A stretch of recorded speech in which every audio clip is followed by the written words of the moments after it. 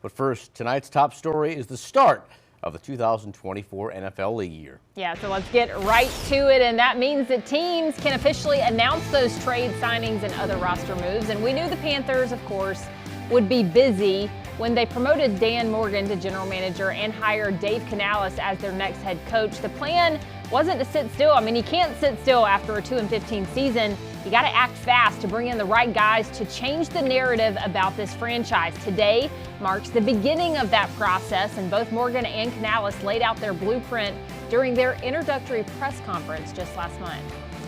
We need to get that back, that excitement back here, and that's our goal, is to roll up our sleeves, work hard, and find those type of players that are going to help us get back to home playoff games and winning. It definitely speaks to the coaching staff being developmentally minded. I don't care about what we can't do. What can we do? Who are these players that we have? And how are we going to maximize those strengths on a daily basis? We're looking for championship moments, championship days, and that's got to be a full-on commitment. Yeah, but unfortunately, changing the past sometimes means saying goodbye to guys who were key parts of the team last season. Today, Carolina announced they had released former Walter Payton Man of the Year nominee Bradley Bozeman. The veteran center was a real favorite here in Carolina for the fans, both for his efforts on the field and his charitable contributions off of it. Bozeman spent 2 years with the Panthers. Carolina also released safety Von Bell and tight end Hayden Hurst today. Both guys played a year with Carolina after signing with the team last summer. At this point, I don't know what to make of everything. I still... Is it too much to handle? No, I mean, it's sort of like, when you're drawing, it's like when you're drawing a big picture and you can't really see what it is until maybe you set up, and then all of a sudden it's a big sun or something like that. Like, I don't know what they're drawing here at this point. Maybe I'm too close to it. Maybe it's not a finished product yet. Obviously it's not. And maybe I'll like what they're painting, but at the moment, it just looks like a bunch of scribbles that don't make sense. Well, the good news The good news is that the league year just started today, so we do have quite a bit of offseason to go along with and to figure out what the Panthers are trying to paint, to your point there. But yeah, I mean, I think you're looking at some of the guys that were released. I mean, Bradley Bozeman, I think that hurts a lot of Panthers fans' feelings a little bit just for what he did with the community. But from what Dave Canales told us at the Combine, he has this perspective that he can really look at these players from a very objective point of view, right? And I think that's what they're doing right now, which is good. Gotta have patience, I guess, right?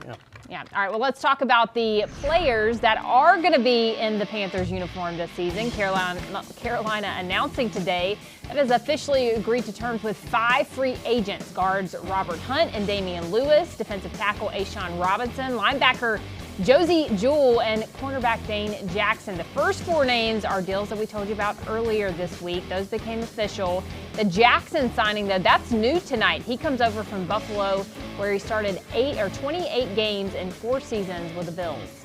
All right, Carolina is also bringing in a new face and sending out 2 big names via Blockbuster trades this evening. Carolina confirmed what we already told you earlier this week. They acquired Steelers wide receiver Deontay Johnson and a 7th-round pick in exchange for cornerback Dante Jackson and a 6th-round pick. Johnson will give Bryce Young another top-end target down the field. Now, also today, outside linebacker Brian Burns officially became a member of the New York Giants. Carolina sent their star edge rusher and a 5th-round pick to the Big Apple in exchange for a 2nd-rounder, a higher 5th-rounder in this year's draft than a 5th-rounder in next year's draft as well. And we're not done there with the news, Mike. Some Panthers on last season's roster are coming back for another one in the black and blue. Carolina has agreed to terms with cornerback Troy Hill and wide receiver Amir Smith-Marset. They also tendered a contract to exclusive rights free agent Raheem Blackshear.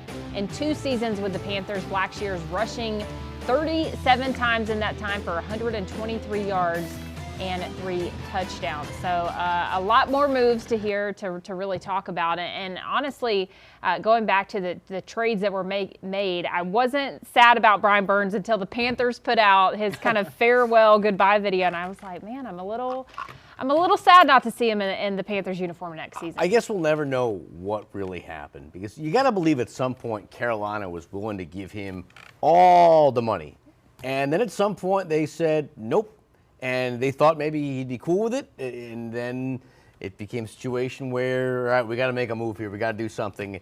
And I think, I mean, obviously you do get some things back, but the fact of the matter is, you know what you could have got back last year, and if you, it's just what could have been and should have been, I guess. Well, I mean, I think it goes back to when they traded Christian McCaffrey too. You were sad about that because of what he meant for the franchise for so long. The same can be said for Brian Burns, and you still didn't feel like you got enough for it to be okay.